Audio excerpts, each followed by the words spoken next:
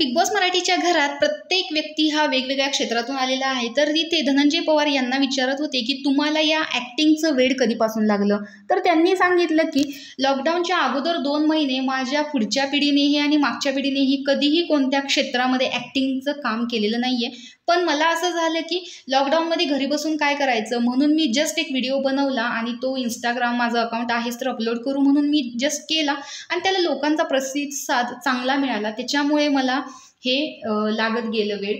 आणि त्यानंतर मी आई आणि बायकोला देखील खूप समजावून सांगितलं। मला त्यांचा जो कॅमेराचा फोबिया आहे तो घालवायचा होता, म्हणून मी एक वेळ असं करत होतो की कॅमेरा चालू ठेवायचो आणि डायरेक्ट जाऊन त्यांच्याशी बोलायचो। सरळ म्हणायचो आईला जाऊन की तू हिच्याशी असं केलंस हे बरोबर नाही, तर आई म्हणायची की मी कुठे काय केलंय, आणि असं करून मी त्यांचा जो कॅमेराबद्दलचा फोबिया होता तो घालवला। एक दिवशी तर असं केलं की व्हिडिओ डायरेक्ट चालू केला आणि इकडे जाऊन आईला म्हटलं की चल जेवायला वाढ।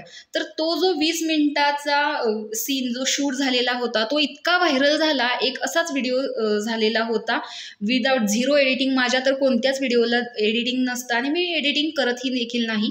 असे बरेच किस्से त्याने इथे सांगितलेले दिसत आहेत। त्यावर पुरुषोत्तम म्हणतो की याच्या आईचा फटका देखील भारी असतो राव।